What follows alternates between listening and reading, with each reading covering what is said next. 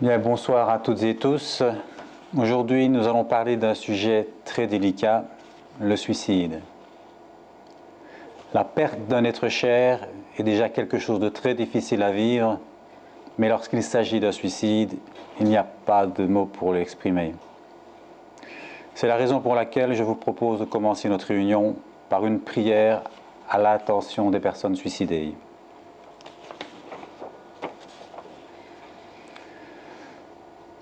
Mon Dieu, c'est par ta volonté que nous accomplissons notre pèlerinage terrestre, et nul autre que toi ne peut le terminer en nous rappelant de ce monde. Nous savons le sort réservé par tes lois divines aux malheureux qui quittent volontairement cette vie, sans attendre le terme fixé par ta providence. Cependant, nous savons aussi combien est grande ta bonté et ton infinie compassion. Daigne ainsi l'étendre sur ceux qui ont voulu quitter volontairement cette terre. Puissions-nous, par nos prières, adoucir leur amertume et leur peine. Nous vous prions aussi, Esprit bienveillant, de les assister de vos prières et de leur inspirer le regret de leurs actes, ainsi que la ferme résolution d'y remédier dans leur prochaine réincarnation. Ne permettez pas que les esprits perturbateurs s'attachent à eux pour les pousser à nouveau dans le mauvais chemin, mais faites plutôt qu'ils trouvent dans l'erraticité le guide et les lumières nécessaires à leur avancement. Ne désespérez pas, ô frères, quelle que soit la grandeur de vos erreurs, vous pouvez les réparer. Un sincère repentir, une ferme résolution d'y remédier, voilà ce que vous devez vouloir afin que Dieu Tout-Puissant fasse luire à vos yeux l'espérance d'un bonheur prochain.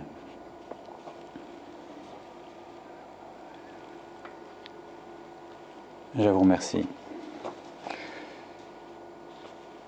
Donc nous allons parler d'un sujet très délicat. Je vais ici me baser sur quelques chiffres statistiques, mais il faut bien se dire qu'ils sont loin de représenter la réalité. D'une part, il est très difficile d'avoir des données complètes dans ce domaine. D'autre part, certaines morts sont considérées comme accidentelles, alors que ce n'est pas toujours le cas. À ces chiffres, il faudrait également ajouter les suicides inconscients, dont on parlera par la suite, et l'euthanasie qui est aussi une forme de suicide. Dans la carte du monde que vous voyez ici, vous voyez apparaître différentes couleurs.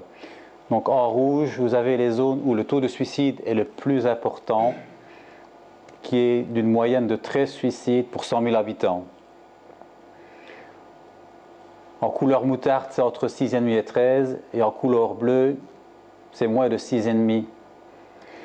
On constate que pour la partie africaine, principalement, on n'a pas de données disponibles.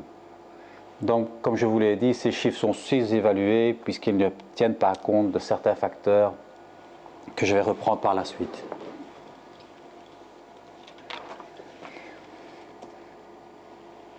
Au niveau des statistiques, l'Organisation mondiale de la santé nous informe qu'en 2000, il y a à peu près 1 million de suicides sur Terre. Donc, comme je vous l'ai dit, ce chiffre est probablement sous-évalué, car c'est un sujet qui est fort tabou. De plus, il nous manque des données. Toute la partie africaine, aucune statistique ne sont disponibles, donc automatiquement, elles sont incomplètes. Ça représente à peu près un suicide toutes les 30 secondes et 6 par jour en Belgique.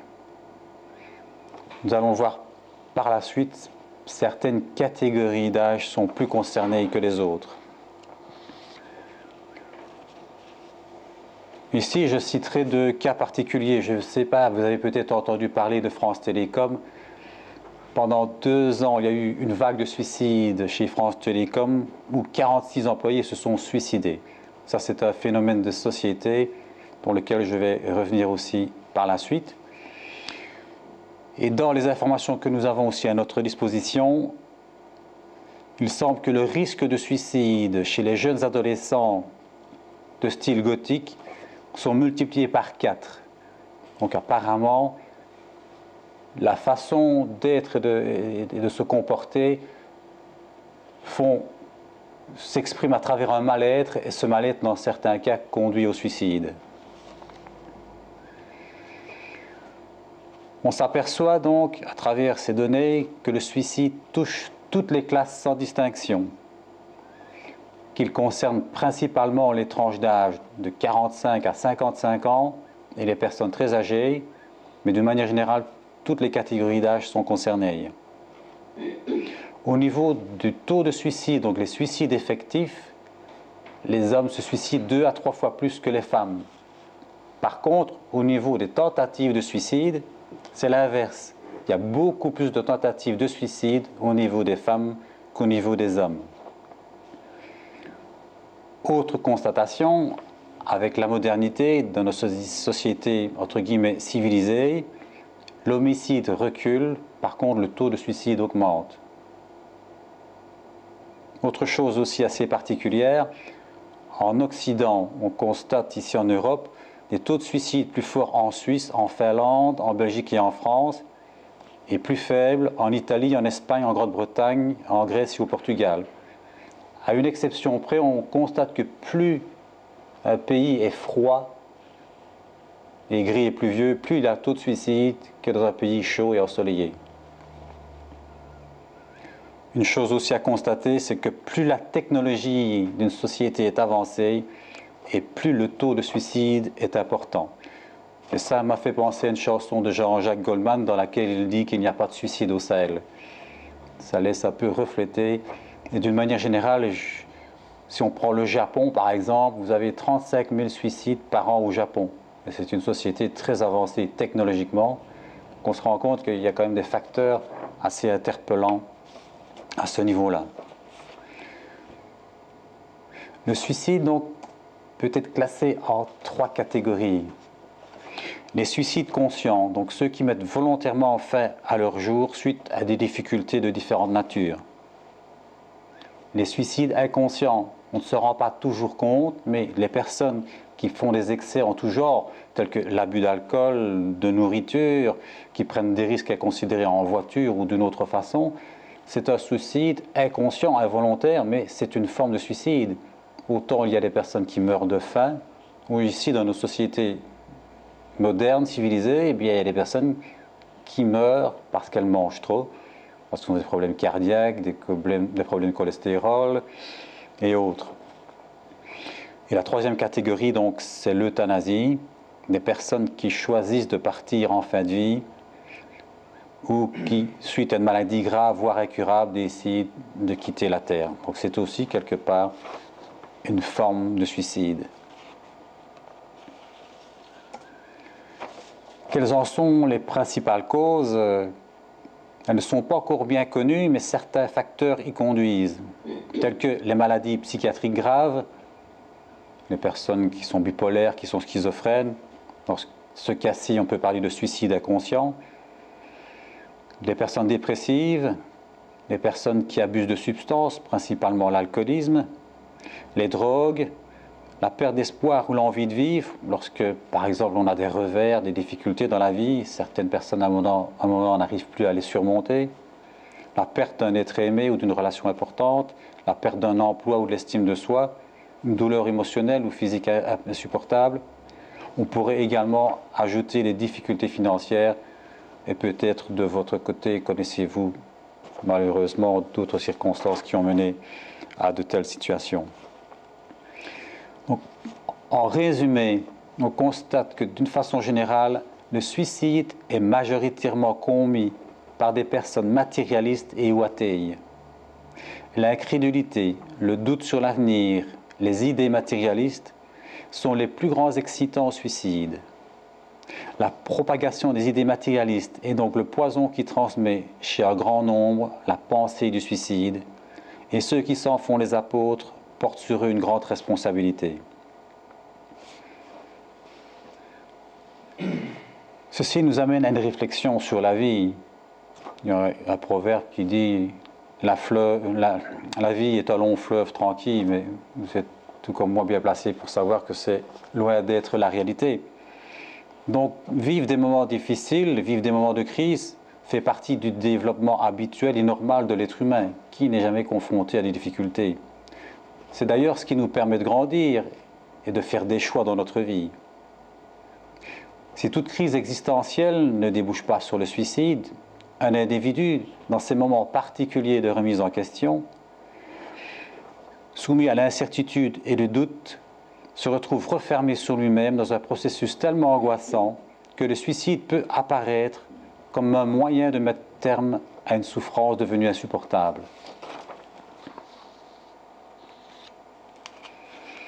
Et de là,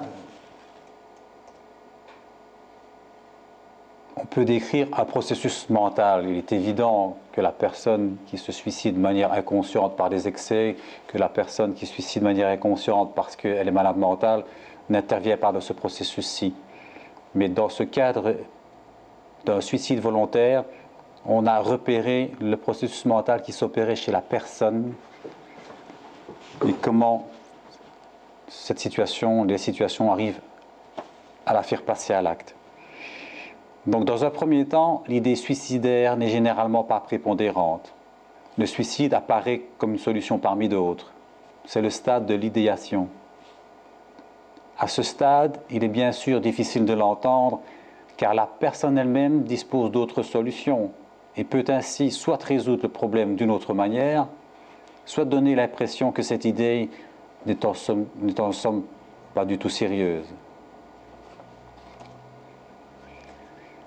L'échec de toute réponse ou de tout essai de solution augmente l'attention du sujet et l'amène à un stade de perturbation émotionnelle. Donc ce processus peut durer des semaines, des mois, des années. Parfois, ça peut être très rapide, parfois ça peut être très long. Il y a des personnes qui résistent très bien à certaines difficultés pendant un certain temps, mais moi je dis toujours, tout le monde a son point de rupture. Il y en a qui sont plus fragiles que d'autres, mais tout le monde a son point de rupture. Cet état de perturbation émotionnelle, accompagné d'anxiété et d'angoisse, fige le sujet dans une impossibilité de réagir. Ce trouble émotionnel renforce l'idée du suicide comme seule solution. Comme si le sujet se sentait agressé de toutes parts, à l'intérieur comme à l'extérieur de lui-même, ne pouvait qu'agir avec et contre lui-même. Tous les mots ne suffisent plus. Toute discussion rationnelle ou logique est vouée à l'échec. C'est le sujet tout entier, corps et âme, qui est saisi par l'angoisse. C'est quelque part la cristallisation, la rumination est devenue un point fixe, une idée fixe. Et généralement, il n'en parle à personne. Ce sont des personnes qui se referment sur elles-mêmes, mais tout ce processus mental les travaille. Si à ce moment rien ne se passe, si aucune intervention extérieure, un contact, une situation ne vient l'aider ou l'assister, eh bien l'attention est portée à son maximum et trouve à se libérer dans le passage à l'acte. Que nous dit la philosophie spirite à ce sujet?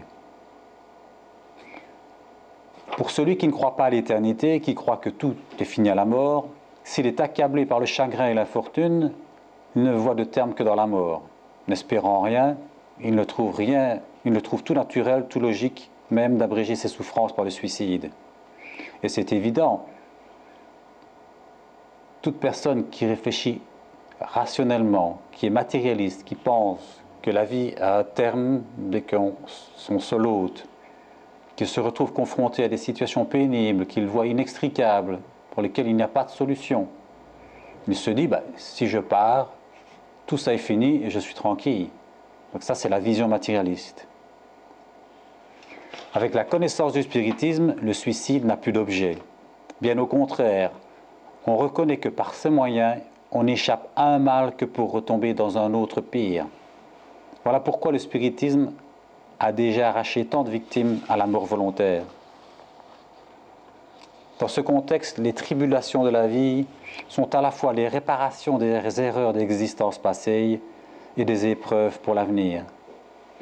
L'esprit lui-même les choisit en fonction de son avancement, mais il peut arriver qu'une fois à l'œuvre, il trouve la charge trop lourde et recule devant son accomplissement.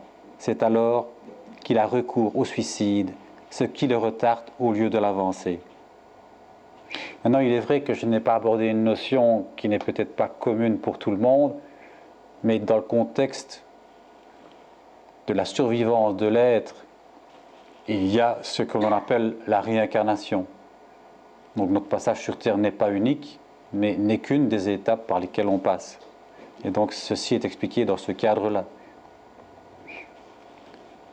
Et donc, peut-on considérer que le suicide est une solution?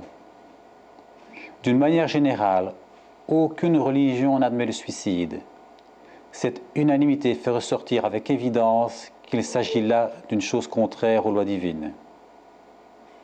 Si on se place d'un point de vue humain, il faut se dire que le suicide traumatise la famille et les proches. Et d'un point de vue spirituel, le traumatisme n'est pas moindre. En effet, l'enseignement spirit nous montre de nombreux suicidés venant eux-mêmes rendre compte de leur situation malheureuse. Mais à la différence de ce qui nous a été enseigné précédemment, où on caricaturait d'enfer et de paradis et de peines éternelles, eh bien les souffrances varient selon les circonstances aggravantes ou atténuantes, ce qui est beaucoup plus conforme à la justice divine. Je vais prendre, à titre d'exemple, le cas du suicide par obsession. L'obsession peut entretenir et développer des idées suicidaires chez celui qui est prédisposé. On peut définir l'obsession en 3 types d'obsession. Il y a d'abord l'auto-obsession. Lorsque j'ai décrit le processus précédemment, la personne se renferme sur elle-même, rumine des idées noires, n'en sort pas, et quelque part elle s'auto-obsède en se disant je n'ai pas de solution, je n'ai pas de solution, et l'échappatoire, c'est cet acte-là. Donc ça, c'est vraiment de l'auto-obsession. La deuxième type d'obsession, c'est l'obsession d'un vivant, ce qu'on pourrait quelque part appeler le harcèlement. Vous pouvez très bien avoir à vos côtés quelqu'un, généralement dans un couple, mais pas spécifiquement, qui va tellement vous pousser à bout, vous harceler d'une manière ou d'une autre, que vous aurez envie d'avoir la paix. Et la troisième catégorie d'obsession, ce sont les obsessions provoquées par l'esprit d'une personne qui est morte. Donc l'obsession peut être définie comme étant la contrainte qu'un individu suicidaire, sur un individu suicidaire potentiel ou non, peut ressentir de par la présence perturbatrice d'un obsesseur, donc qui peut être un vivant ou un mort. Il y a des suicides qui ressemblent à de véritables assassinats commis par des persécuteurs, qu'ils soient vivants ou morts. Ces êtres donc enveloppent carrément leurs victimes d'une certaine façon et les induisent à se tuer. Bien sûr, le suicidé n'est pas exempté de sa responsabilité, car il a toujours la possibilité de pouvoir dire non. Parce que celui qui pousse au suicide ne fait que lui suggérer l'idée. La décision appartient toujours à la personne elle-même. Malheureusement, dans certains cas, cette idée est répétée de nombreuses fois, ce qui conduit à la fascination, à la subjugation et parfois au suicide, de par l'état de fragilité dans lequel la personne se trouve. Les suicidés qui sont trop faibles pour résister aux esprits obsesseurs sont moins responsables et les conséquences sont moindres que pour ceux qui sautent de la vie de façon volontaire. Donc, il y a une justice quelque part dans le départ, dans l'autre monde. Il est clair que partir volontairement n'est pas une solution, aussi bien pour celui qui part que pour la famille qui reste.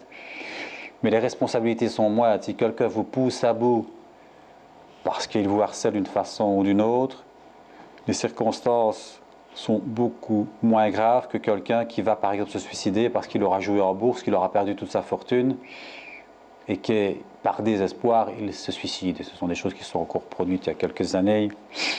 Et donc là, ils ont joué avec le feu, ils ont perdu, ils n'avaient pas à le faire ainsi.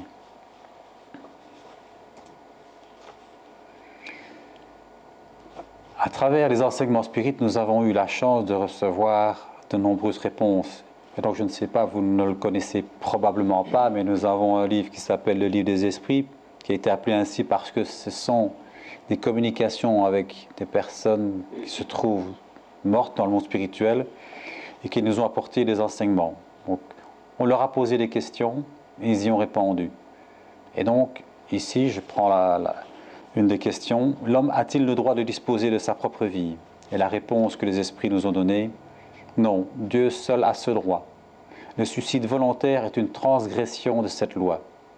Le malade mental qui se tue ne sait pas ce qu'il fait. Donc là, comme je l'ai dit, quelqu'un qui a un problème psychique et qui met fin à ses jours sans s'en rendre compte n'a pas la responsabilité de ses actes. C'est quelque chose qui commence tout doucement à être reconnu au niveau de la loi, puisque on arrive dans certains cas à déclarer une personne non responsable des actes au moment où ils ont été accomplis. Autre question, l'homme qui périt victime de l'abus de passion qu'il sait devoir hâter sa fin, mais auquel il n'a plus le pouvoir de résister, parce que l'habitude en a fait de véritables besoins physiques, commet-il un suicide? Donc on parle ici de personnes qui commettent des excès d'alcool, alimentaire ou autre. Et donc la réponse est, c'est un suicide moral. Ne comprenez-vous pas que l'homme est doublement coupable, entre guillemets, dans ce cas? Il y a chez lui défaut de courage et bestialité, et en plus oubli de Dieu. Autre question. Est-il plus ou moins coupable, entre guillemets, que celui qui saute la vie par désespoir? Réponse. Il est plus coupable parce qu'il a le temps de raisonner son suicide. Chez celui qui le fait instantanément, il y a quelquefois une sorte d'égarement qui tient de la folie. L'autre sera beaucoup plus puni, entre guillemets, car les peines sont toujours proportionnées à la conscience que l'on a des actes commis. Donc pour un même acte, pour une même situation, les conséquences ne seront pas les mêmes. On peut prendre des exemples ici sur Terre. Quelqu'un qui va aller tuer quelqu'un dans le cadre d'une guerre, à la limite c'est un devoir. Maintenant, quelqu'un qui va tuer l'amant de sa femme, là c'est un crime. Et donc, pour le même acte, il n'y aura pas les mêmes conséquences. C'est exactement la même chose sur le plan spirituel. Pour un même acte, les conséquences vont varier en fonction des circonstances qui l'ont amené. Ce qui est important aussi de savoir, c'est l'état du suicidé après son acte. Et là, je dirais, faites attention, parce que j'ai déjà entendu des personnes qui disaient qu'ils sont bien de l'autre côté. Mais ce n'est pas le cas. La majorité, tous les témoignages que l'on a reçus du monde spirituel nous disent totalement le contraire. D'un point de vue matérialiste, c'est le vide, le néant, donc là, tout fini, il n'y a plus de souffrance. Par contre, au niveau spirit, nous avons cet enseignement-ci. C'est dans le suicide surtout que la position est la plus pénible. Le corps tenant, donc le corps physique tenant au corps bioénergétique que l'on appelle périsprit par toutes ses fibres, subit toutes les convulsions du corps physique qui se répercutent dans l'âme, qui éprouve d'atroces souffrances. Donc ici, vous avez une représentation du corps physique à l'extrême gauche, du corps spirituel, donc c'est ce corps, entre guillemets, invisible à l'état normal, mais que certains voyants arrivent à percevoir. C'est ce corps et cette conscience qui nous anime, qui survit à la mort du corps physique. Entre les deux, il y a des liens énergétiques. Ici est représenté, entre guillemets, ce qu'on appelle un corps vital, mais enfin, c'est une source d'énergie qui alimente le fonctionnement de l'organisme pendant la vie et qui est renouvelée grâce à l'alimentation. Je ne vais pas rentrer dans les détails là-dedans. Mais donc, il y a ces liens énergétiques qui nous lient entre le corps physique et le corps spirituel. Et lorsqu'il y a suicide ou mort violente et rapide, eh bien, on pourrait comparer ça à une batterie qu'on va court-circuiter. Il va y avoir un dérèglement total. Et donc, ces perturbations-là vont être ressenties de l'autre côté. Donc, celui qui est matérialiste pense que tout finit, qu'il n'y a plus de souffrance, mais en réalité, on a les témoignages des esprits qui viennent expliquer qu'ils subissent des conséquences qui sont beaucoup plus compliquées que ce qu'ils pouvaient s'attendre. Dans la mort violente, par supplice, suicide ou accident, les liens sont donc brusquement rompus. L'esprit pris à l'improviste est comme étourdi du changement qui s'est opéré en lui et n'explique pas sa situation. Ils ont donc l'impression d'être toujours vivants. Je ne sais pas si vous avez eu l'occasion de voir le film Le Sixième Sens avec Bruce Willis. C'est admirablement bien fait parce qu'il est passé de l'autre côté et il ne s'en rend pas compte. Il continue à circuler à travers son entourage, il se demande pourquoi on ne lui répond pas. Et ce sont des situations vécues et des témoignages qui nous sont apportés des esprits lorsque nous sommes en communication avec certaines catégories d'entre eux. Donc, quelles sont les conséquences du suicide? Et là, de nouveau, des questions avaient été posées. Quelles sont en général les conséquences du suicide sur l'état d'esprit? Les conséquences du suicide sont très diverses. Logique, puisqu'il y a des suicides volontaires, involontaires, pour lesquels on a été poussés, et ainsi de suite. Il n'y a pas de peine fixée, et dans tous les cas, elles sont toujours relatives aux causes qui l'ont amené. Mais les conséquences à laquelle le suicidé ne peut échapper, c'est d'une part le désappointement, puisque celui qui commet cet acte généralement est matérialiste et ne croit pas à la survie, donc il est désappointé, il se rend compte que ça continue, ça ne s'arrête pas là. Et le regret, lorsqu'il a compris la portée de son acte. Il se rend compte que oui, là j'ai fait une erreur, j'ai fait une boulette, je pensais que tout s'arrêtait, ça continue et il va y avoir des choses à remettre en ordre. D'autre part, le sort n'est pas le même pour tous. Il dépend donc des circonstances. Quelques-uns doivent remédier immédiatement à l'acte. D'autres, ils le feront à travers de nouvelles existences qui seront parfois pires que celles qu'ils ont interrompues. Autre question. Quelles sont les conséquences pour les prochaines réincarnations? Réponse. En aucun cas, les suicidés ne sont affranchis des conséquences de leurs actes et tôt ou tard, ils doivent réparer leurs erreurs d'une manière ou d'une autre. C'est ainsi que certains esprits qui avaient été très malheureux sur Terre ont dit s'être suicidés dans la vie précédente et s'être volontairement soumis à de nouvelles difficultés pour essayer de les supporter avec plus de résignation. Une des graves conséquences est le dommage créé au périsprit. Donc ce fameux corps bioénergétique que je vous ai montré, il y a à gauche le corps physique et à droite le corps spirituel, qu'on appelle périsprit, qu'on appelle corps bioénergétique, peu importe. Eh bien lui, il subit des dommages. Je vous ai pris ici deux exemples de ce qui peut se passer. Il faut savoir que ce fameux corps bioénergétique, c'est le canevas du corps physique. Donc c'est lui qui va, lorsque l'on revient sur Terre, modeler l'embryon pour en faire un corps physique, un être humain. Et donc, c'est une étude qui a été faite par Ian Stevenson, qui est un psychiatre américain qui est malheureusement décédé en 2007. Et donc, il a étudié des cas de réincarnation à partir de témoignages. Il en a recueilli, des mille et des cents. J'ai pris ici deux exemples qu'il a recueillis. Donc ce sont des personnes qui ont parfois des réminiscences de leur vie passée et qui expliquent certaines choses. Et donc ici vous avez la personne qui s'était suicidée avec un fusil à bout portant, et puis celle qui s'est réincarnée, là en chair et en os, qui a eu souvenance de son passé et qui a des marques donc à l'endroit où il y avait eu le coup de fusil.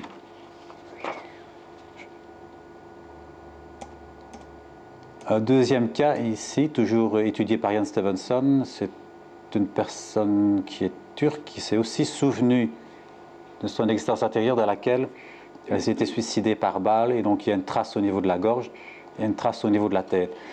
Ici, ce sont des conséquences qui ne sont pas encore trop graves. Il faut savoir que dans certains cas, les séquelles peuvent être beaucoup plus conséquentes que cela. Mais bon, je ne vais pas rentrer dans ce thème-là aujourd'hui, on pourra en parler après si vous avez des questions. Mais il y a toute une littérature qui explique les circonstances, les tenants, les aboutissants des endommagements que l'on crée à notre corps physique. Et donc il en est de même lorsque l'on fait un suicide inconscient, par exemple, on est mort d'overdose de drogue ou d'excès d'alcool, eh bien on endommage ce fameux corps spirituel. Et lorsque l'on va revenir, on va revenir avec des séquelles. Mais bon, ça c'est pas le thème du jour. Et donc pour dire que le suicide a des conséquences psychiques et physico-spirituelles dans le présent et dans les vies futures. Maintenant, revenons-en aux circonstances en elles-mêmes. Quels sont les facteurs de risque? On peut les classifier en trois catégories principales. D'abord les risques psychosociaux, ensuite environnementaux et pour terminer socioculturels. Dans les risques psychosociaux, nous avons donc les troubles mentaux, l'abus d'alcool ou autres substances telles que médicaments, drogues, etc.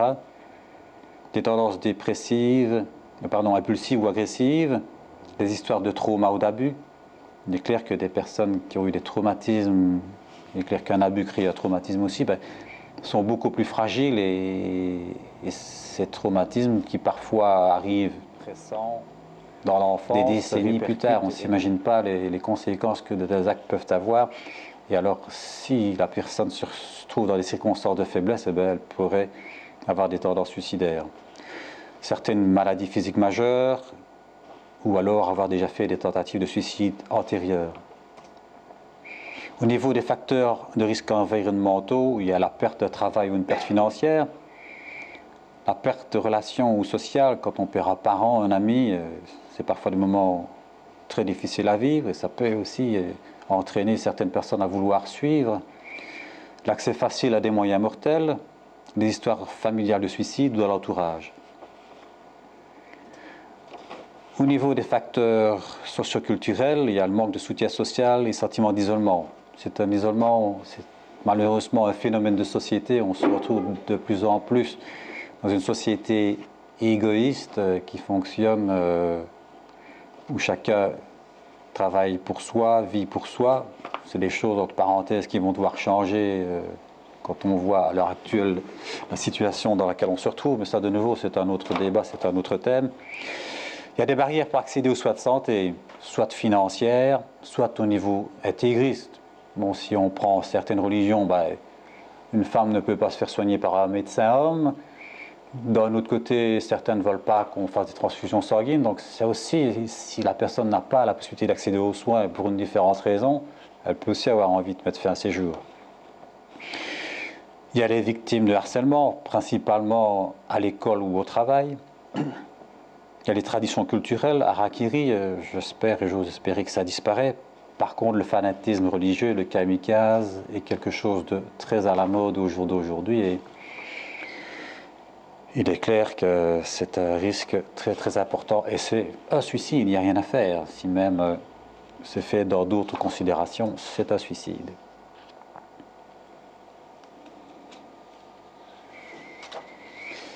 À quoi faut-il être attentif pour éviter autant que possible que de tels actes se produisent? Je veux dire qu'il faut être à l'écoute, il faut ouvrir l'œil. Une personne suicidaire n'apparaît pas nécessairement comme déprimée. Sous un extérieur jovial peut se cacher une grande tristesse, un grand désarroi.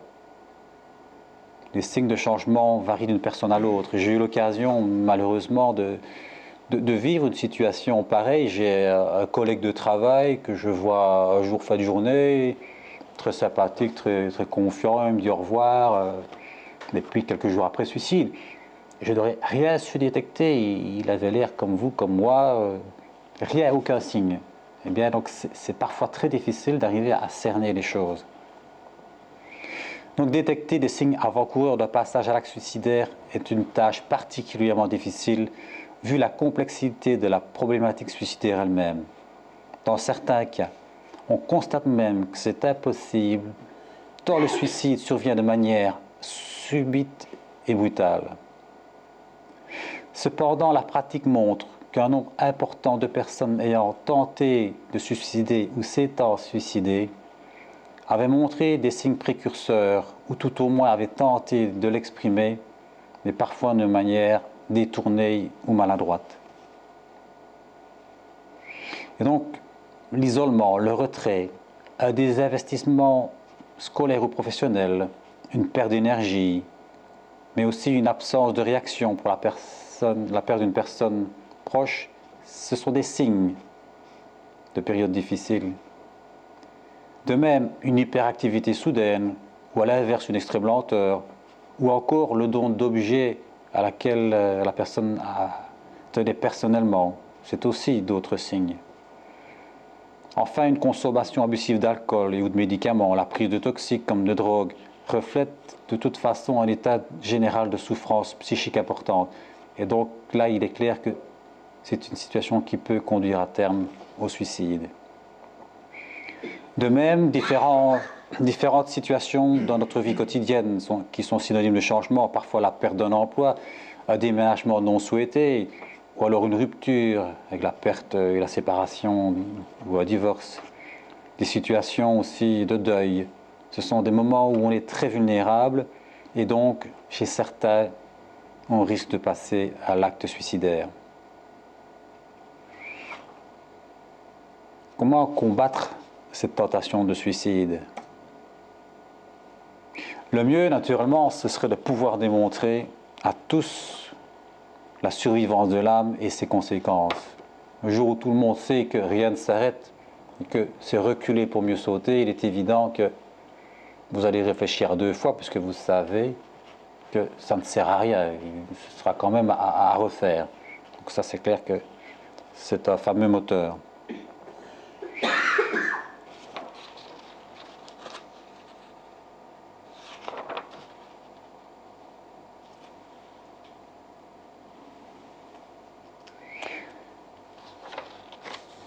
Donc il y a certains facteurs qui peuvent aider à la protection au niveau du suicide.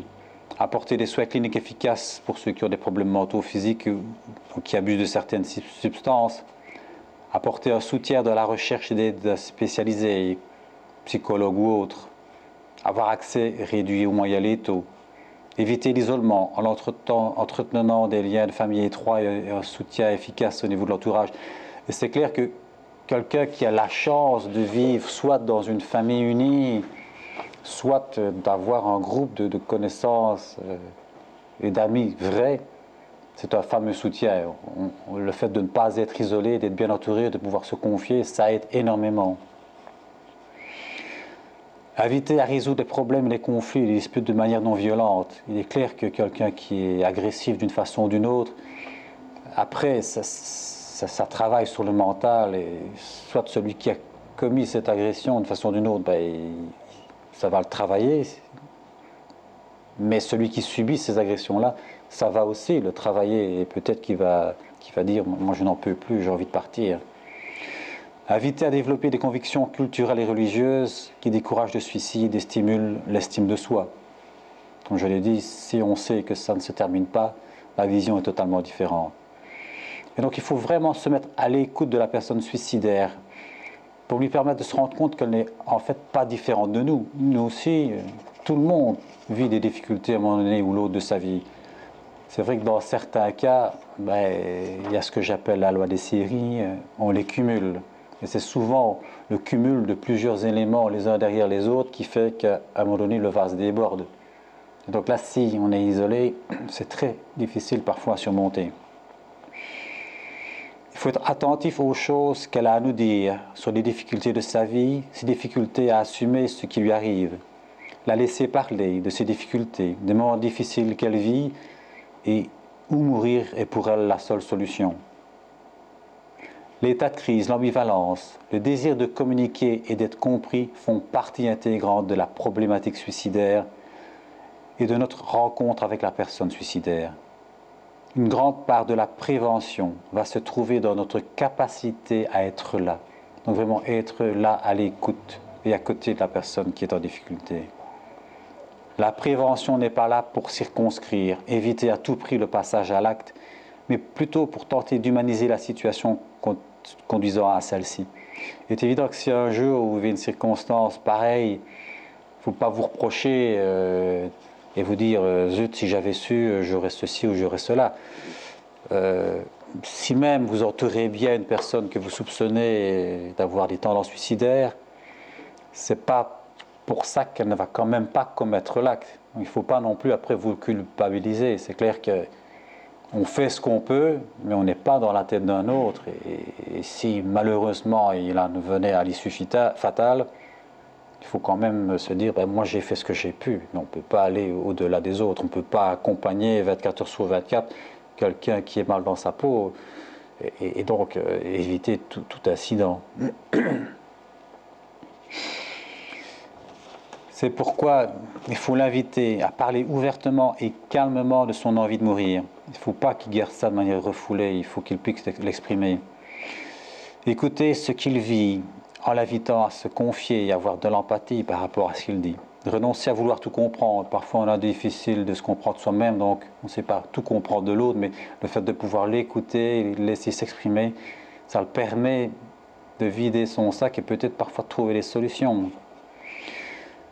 Prendre toute tentative de suicide au sérieux. Généralement, on dit que celui qui annonce au suicide, fait clairement de vive voix, pas par lettre, ne le fait pas, mais personnellement, je ne prendrai jamais le risque. Si on me dit je vais me suicider, je ne vais pas dire oui, ça va, tu blagues.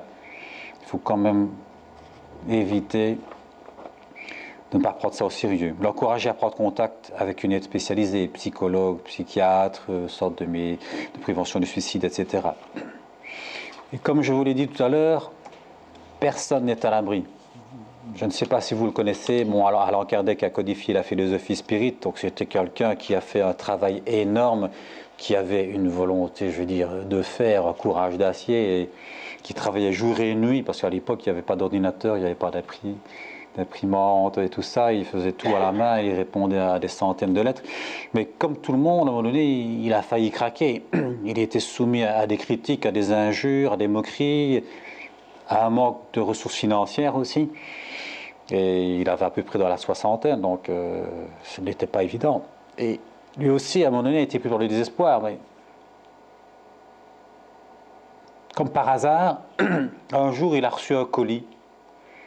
Et c'était son livre, le livre des esprits qu'il avait publié 3 ans plus tôt, signé d'un certain Joseph Perrier, qui lui avait écrit que ce livre lui avait sauvé la vie. Donc cette personne avait lu ce livre, où il a trouvé les réponses à ses questions. Il était sur le bord du suicide, il a trouvé ce livre par hasard, il l'a lu, d'abord agacé, et puis il a été interpellé par ce qui y était écrit.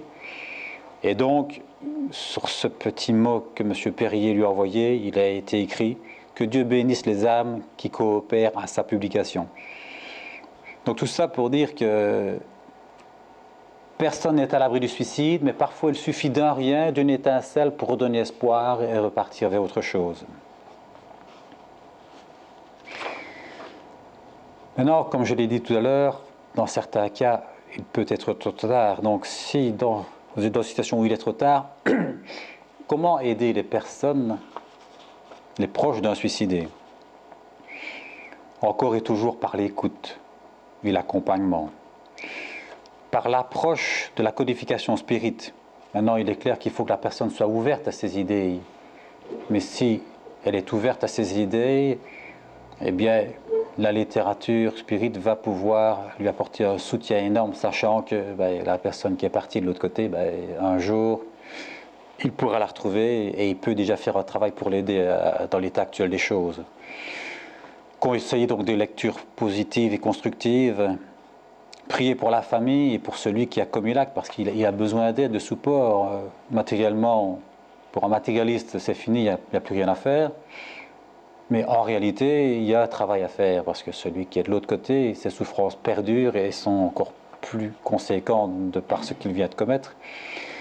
Et c'est pour ça, on voit de plus en plus souvent, lorsqu'il y a un enterrement, après, les gens sont invités à prendre un morceau de tarte et une tasse de café. Mais on ne se rend pas compte, ils blaguent ceci et cela, mais en réalité, il y a un travail à faire pour celui qui vient de quitter la vie et qui passe de l'autre côté. Et c'est plus un travail de prière et de recueillement qui devrait être fait plutôt que... Parfois, on se retrouve dans la situation où on se demanderait si on est à un bal ou à un enterrement, quoi.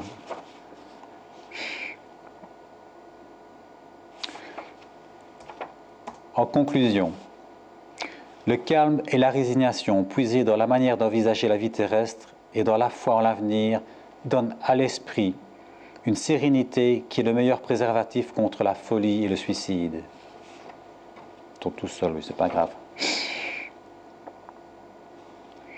En effet, il est certain que la plupart des cas de folie sont dus à la commotion produite par les vicissitudes que l'homme n'a pas la force de supporter. Si donc, par la manière dont le spiritisme lui fait envisager les choses du monde, il prend avec indifférence les revers et les déceptions qui l'eussent désespéré en toutes circonstances, il est évident que cette force qui le place au-dessus des événements préserve sa raison des secousses qui sans cela l'eussent ébranlé. Le spiritisme donc a un contrepoids énorme et plusieurs arguments contre le suicide. Premièrement, la certitude d'une vie dans laquelle il sera plus heureux. Deuxièmement, la certitude qu'en abrégeant sa vie, il arrive juste à un résultat contraire de celui qu'il espérait. Troisièmement, qu'il s'affranchit d'un mal pour en avoir un pire, parfois plus long et plus terrible. Quatrièmement, qu'il se trompe s'il croit en se tuant pouvoir, entre guillemets, aller au ciel. Cinquièmement, qu'il se trompe s'il croit rejoindre dans l'autre monde les personnes qu'il a affectionnées. Conscientiser les personnes quant aux conséquences de cet acte outre-tombe, des douleurs qui ruinent les parents et qu'il s'agit d'un acte contraire aux lois divines, est une méthode salutaire pour diminuer l'importance de ce choix insoluble. Dialoguer avec bonté et patience avec les personnes qui ont des dispositions au suicide, leur suggérer de se donner un peu plus de temps pour que le problème se modifie dans son essence, éviter d'offrir un terrain fertile pour les espérances illusoires et fugaces que le temps se charge de détruire. Et donc, comme vous avez pu le voir déjà ici, il faut stimuler la valorisation personnelle, montrer une lumière dans le tunnel de son désespoir. Tout ça constitue des ressources et une thérapie préventive qui fortifiera dans l'exercice de la prière, des lectures optimistes, dans la spiritualité et les passes magnétiques, ainsi que l'eau fluidifiée.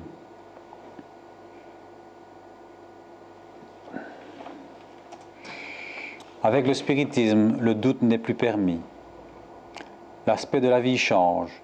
Le croyant sait que la vie se prolonge indéfiniment au-delà de la tombe, mais dans toute autre condition. De là, la patience et la résignation qui détournent tout naturellement de la pensée du suicide. De là, en un mot, le courage moral.